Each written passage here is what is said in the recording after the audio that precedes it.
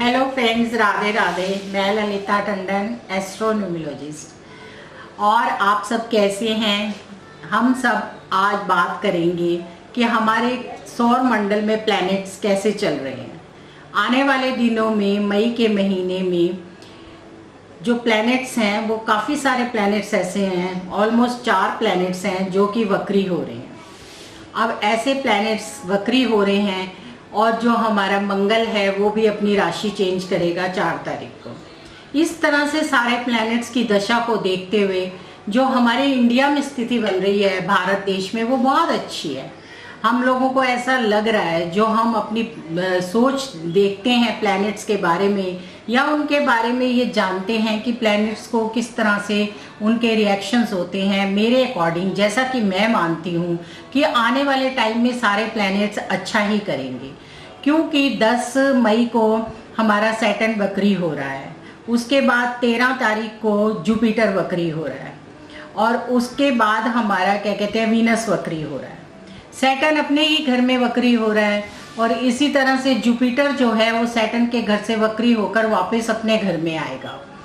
और जो वीनस है वो भी काफ़ी अच्छी डिग्री पर वक्री हो रहा है। और वीनस जो है वो जब बहुत अच्छी डिग्री पर वक्री होता है तो बहुत अच्छे रिजल्ट्स देता है और वो वापस अपने ही घर में वक्री होकर रहता है।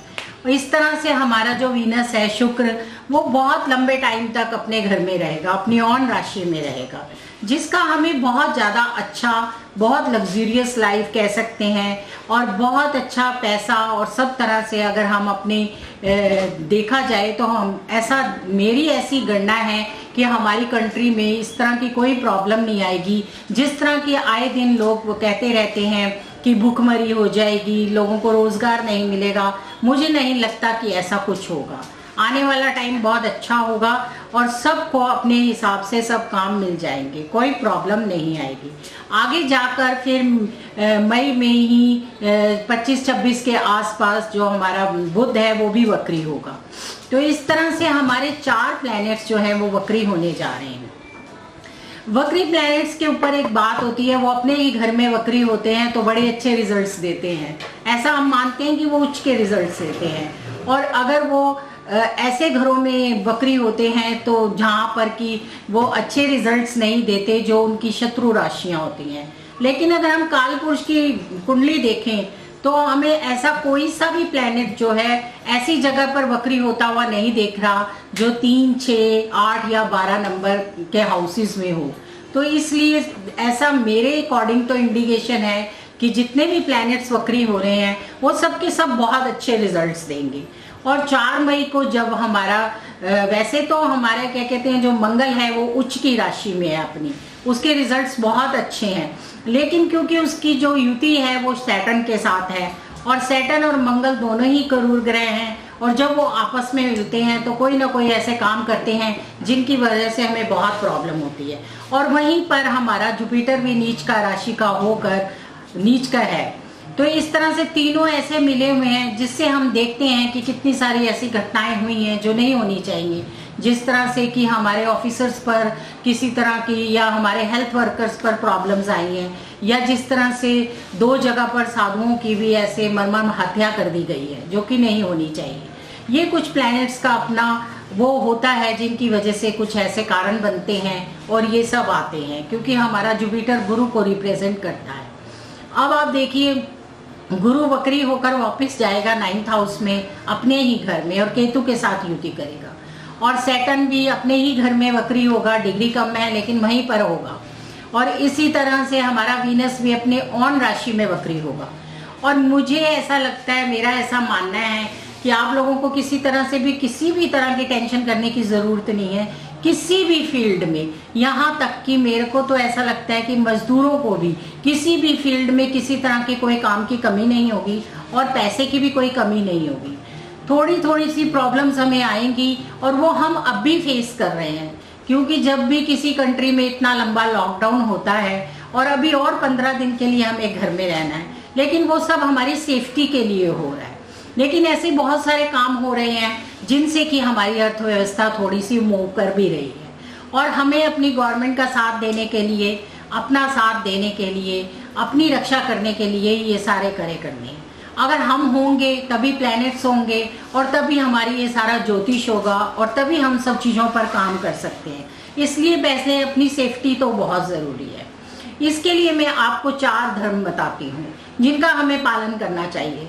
अगर हम इन धर्मों का पालन करेंगे तो ना हम अपने घर परिवार की बल्कि अपने देश की भी रक्षा करेंगे।